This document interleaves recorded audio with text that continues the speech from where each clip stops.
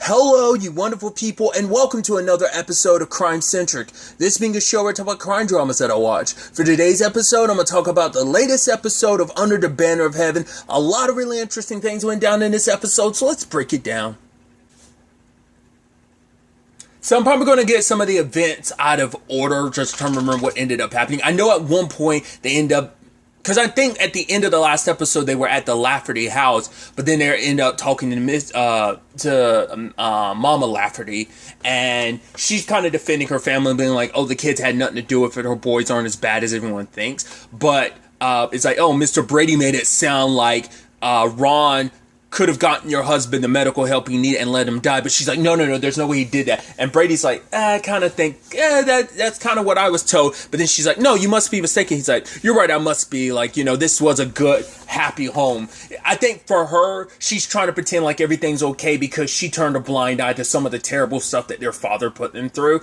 I mean, once again, I think everything was a domino effect of like the pressures of just everything that was going on, and the pressures each one of them was under, especially Ron and Dan. I think they tried to overcompensate with just, it was not a good environment that they grew up in necessarily. Not just like the way their father had like that kind of almost that dictatorship, and the way he was abusive to them like that. I think she turned a blind eye to it because she thought like, right, it was a right thing to do. She, I think it's one of those, like, maybe a religious thing of, like, she just, like, forgave a lot more and was just kind of like, right, my husband's right, because he's a leader of the family, so we have to follow his lead, and maybe she never questioned him as much as she should have. It's one of those things where she's one of the, I think it's just kind of as we see with the other wives, like, most of the children's wives kind of, quote-unquote, fell in line, with the exception of Brenda and Diana. So, but Mama Lafferty seems like she kind of would like co-sign on it. So Jeb was kind of pissed off hearing that, and he was just like, no, so why did you say he murdered Papa Lafferty? And he's like, no, I wouldn't say no. It's like, no.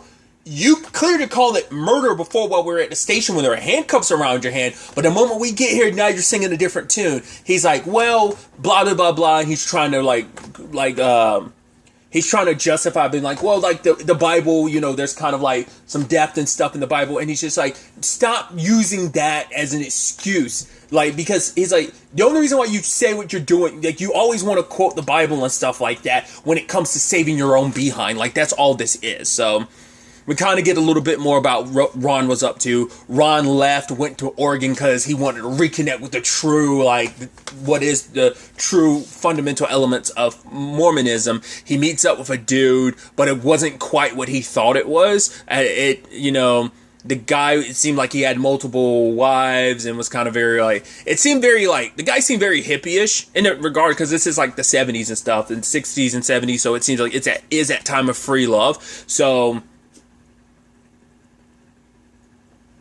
the guy is saying that he's the one, the mighty and strong who will lead, and he starts kissing Ron, and Ron kind of leans into it for a bit, but then Ron's like, whoa, this isn't right, this is weird.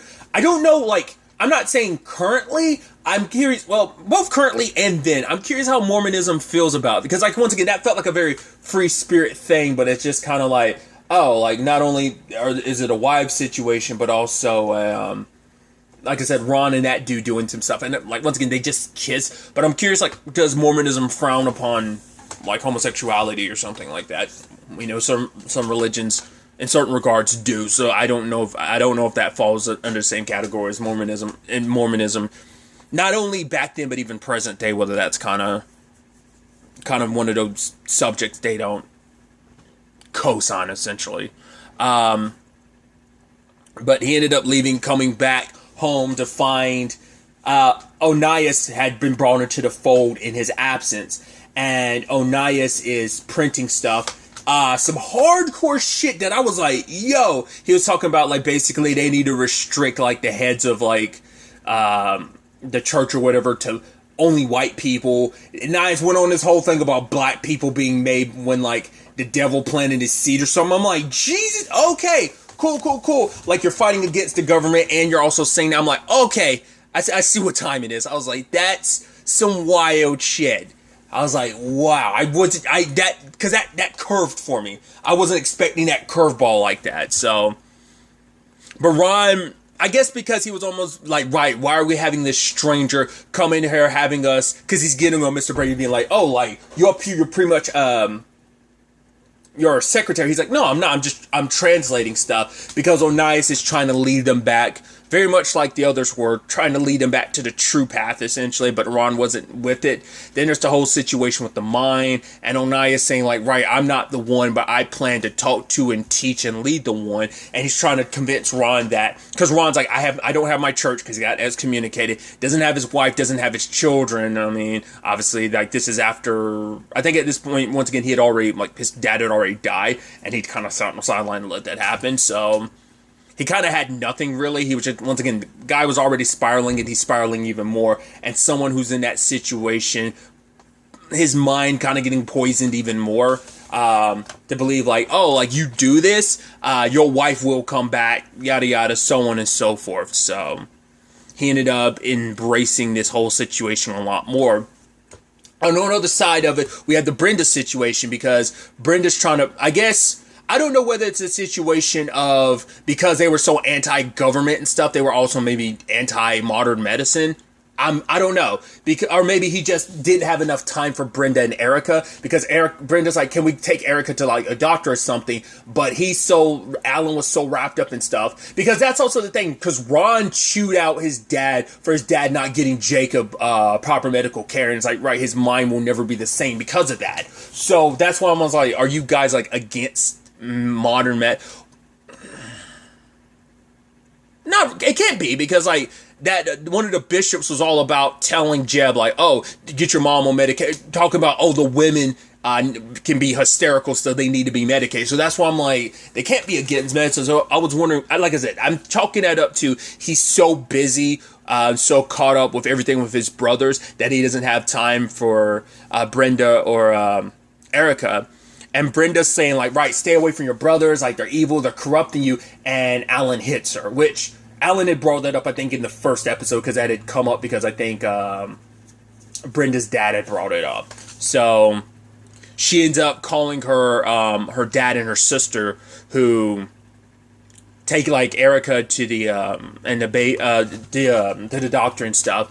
And I thought it was interesting, because, like, the sit down that Alan had with Brenda's dad, I thought he was going to be upset. Like, I don't know if, well, because I think it was Brenda's dad who brought up the whole thing that Alan hit her. So I guess, as you know, it's like, as a fellow Mormon, he was trying to, try to handle it in a very, like, typically it's like, oh, maybe the same thing applies to Mormonism, but it's like, oh, turn the other cheek type of thing.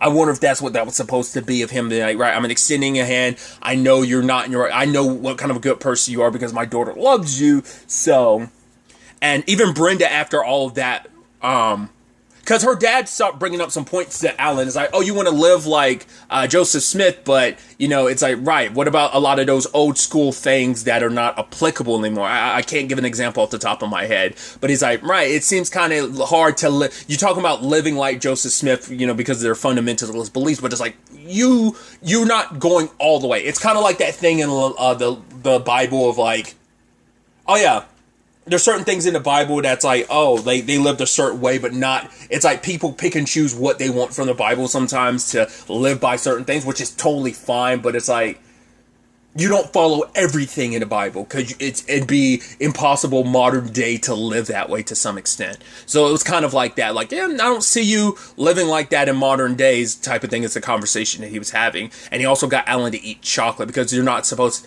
I wonder, once again, don't know anything about Mormonism. Is that still true to even Mormonism today? Or was he just I think he was saying that as a byproduct of, like, very old school Mormonism at that point in time, their history, where it's like no caffeine, and they can't have chocolate because chocolate has caffeine in it. So that scene played, I expected her dad to kind of snap on him or something, but no, I think it's just the whole thing of, like, he wanted to talk to Alan, and Brenda's sister wanted to talk to her just to see if she could.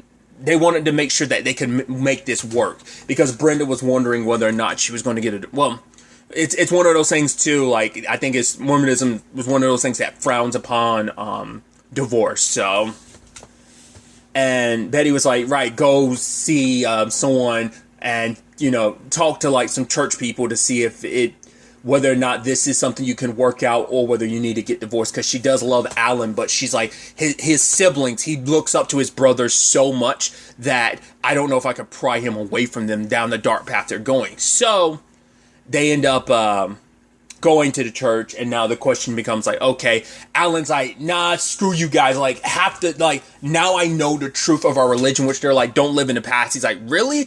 Our religion, like, what you talk about has some, like, effed up stuff to it in the past, the hypocrisies behind it and stuff like that. So he's like, right, at the very least, you might frown upon everything my brothers are all about, but I see no deceitfulness. I see it being very honest about what they're about rather than you guys. And Alan wants to walk away, and Brenda just wanted to talk. Like, it's like, I wanted him away from his brothers, but doesn't seem like that's possible. So she's like, I want a divorce. So they're like, right, we'll give you a prayer. And what do they say? You shall not divorce. Like, they're like, right, God's speaking to us, speaking through me. You shall not divorce your husband. In fact, you shall bring your husband back into the fold of, leaving all this nonsense behind. You'll bring him and the rest of the Laffertys back in. I'm like, the woman went to you for spiritual guidance, asking, could you just, but instead of just being, because I think it all culminates with who the Laffertys are. If you have that golden family continue down the path they are, it just frowns upon it makes them look bad. So they needed someone, they wanted to use Brenda as a means to bring the rest of the family back in line. And it's like, that's a lot you asked her for. She's just asking for help. They could have like co-signed her getting divorced, but they chose, in fact, gave her this mission. That her with given this mission basically put her in Dan, more specifically Ron's crosshairs, because, and even Jeb had talked to Brenda's sister about it, how, right, Brenda was a very strong person and she was seen as an obstacle that needed to be overcome by, the Laffertys. Because even her sister says that she wouldn't have said that if she knew the truth about how powerful the Lafferty name was here in Utah, that the moment like this all happened, people would close rank to protect the Laffertys. So, like, because all you've seen throughout this investigation is people kind of blocking here, blocking there, like the stake president showing up the way he did to get Sam and Robin. So it shows, like, this family's just getting defended because this Golden family getting persecuted or run through their name being run through the mud would make Mormonism look bad. So they're closing rank behind this family to show, like, no, this is a very prestigious family. This is a good family. Don't get it twisted type of conversation. So it put Erica in a very, very complicated position. And I think it's that sad thing where, once again, Alan's been feeling this way over the course of the season. Present day is wishing he had handled things a little bit differently if he hadn't gotten sucked into what his brothers were all about. And I thought what's interesting, this conversation he has later on with Jeb, where Jeb was like, okay, you should go, Alan. Like, I'm releasing you because I'm not going to charge you of a crime. Because he was beating himself up on, like, right, things played out this way. Things got this far because I didn't step in and I was just so lost in my way, to the point that he didn't know, like, that his wife was in direct opponentship with Ron, because he had no idea what went down in that conversation because he had left. So, and he never asked her about it because he avoided going home, because he knew that if he did, Brenda would push more and more about that, and he didn't want to be caught between his wife and his family, because I think, he basically chose his family, and he would have continued to choose him over and over again during those fights. Who knows, maybe Brenda would have been able to sway him. But those are his regrets of not handling things differently. But for Alan, it's like, can I stay here? And it's like, because for him, it's like, oh, I can't go home to Brenda. I can't go home to my family. I don't really like who would have me. I think considering everything that's going on, but plus his own views currently on everything, like where could I go? Because his family's kind of got that stain upon them. Like, I think to some people not even that, because he's still, I think, publicly still kind of seen as the number one suspect, I think. So maybe that's also why he's leaning into, like, no one would have me. I was almost wondering whether he was going to ask Jeb, like, oh, can I stay at your house? Which would kind of be a no, I'm sure. But he's like, no, can I stay here? Because he's like, the only person I can really talk to honestly is you. And Jeb was like, no, you can stay here. And so later, Jeb is kind of like, I'm sorry, I'm kind of having these visions and these thoughts. And Alan's like, right, it must be hard. He's like, I get it. It's, for the first time, you've grown up, God being your guide, and now you're kind of left with your own thoughts. He's like, talks about defeating God in your head and just seeing who all that's left is that enough to stand on its own, because we've had God as our guide. Like, we go to him, we push for him, like anytime we want to, any and every time we want to need any guidance in our lives, and rather than just kind of listening to ourselves, we always turn to God to be our guide our entire life. So to kind of hear our own thoughts, to speak for ourselves, it's very scary. And Alan even suggested, like, right, I have this book that tells the truth of Mormonism. He's like, I have it hidden. It's most likely like in your evidence now, because he gave it a different cover just to hide it from. He doesn't think Brenda ever found it. So. And Jeb ends up reading it later on. He's around, right? Because all those, I was like, I'd skipped over the fact is that Jeb had originally gotten those letters from Brenda's sister and had read through them.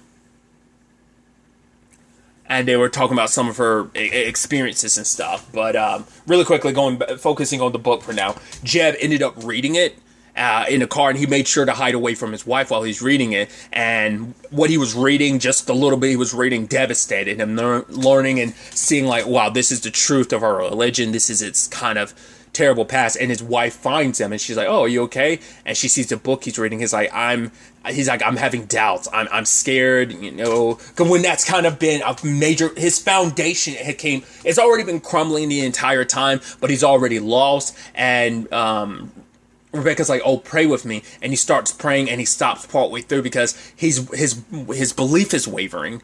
And she's like, right, we need to go to church, and I need you in front of our children to speak your testimony and show, because people need to know that what you believe. And he's like, yeah, I'll be there in a minute. And he breaks down in the car because I think it's too much, where it's just like, you thought you knew so much, and now it's like, maybe I didn't know what, I thought I knew so much, but no, I didn't. And now everything's crumbling down, because what do you do now that you're kind of questioning everything? Not only just because of the case, but because of what you're reading, what you've heard. This is something that you've raised your family, and you know, because early in the episode, he gave his mom a blessing because she was asking for one, because she's, you know, sadly getting more and more confused because she was snapping at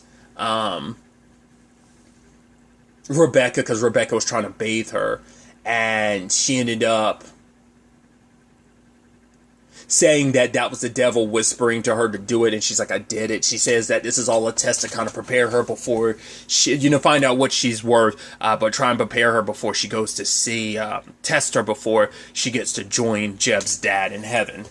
So, but he gives her a blessing, and he feels so bad about it because he's like, right, I gave her a false blessing. You know, it was just to appease her, but it's still like wrong that I did that. And then we also get like, once again, that blessing that they gave Brenda in the episode, as Jeb read from the letters. And Alan had said, like, right, what if this entire time, like, we've been thinking, like, oh, these people who claiming to be hearing God's voice, what if they're just hearing their own, like, what if they're only using God's voice as an excuse to say their inner desires? And we've seen that time and time again, especially later on when Ron is writing up what he believes, like, oh, this is God's message, basically that either Diana comes back or she will basically suffer the consequences. And everyone is like, right, do you believe that this is the word of God? These are God's words coming through Ron. And everyone raises their hands. And so it's like, right, Ron, you are the one. It's like, right, it was him bringing his own desires to the forefront, making, you know, maybe in his delusions or whatever the case may be, he's making it seem like it was God speaking through him to say all that. So, because Brenda had tried to get the other wives to rally together, but obviously, like, Sarah, we know, was kind of all about this, so she didn't. She was never, like, Matilda had her reservations, but the biggest, you know, Brenda was the one, and she was able to kind of convince Diana, which obviously everything that Diana was going through with Ron, it's understandable why she was someone that was on Brenda's side. But Matilda Matilda showed up to be like, right, she didn't necessarily take Dan's side. She took Dan's side out of fear. And she was trying to warn Brenda, like, you do this, there will be a blood oath thing. A mother shouldn't separate from her child or something like that. It was a threat, but it was more so like a warning of, like, you need to be careful. Like, she wasn't doing it threatening. It's just like, you need to be careful of what's to come because of this. So their attempts to, because they ended up getting some others.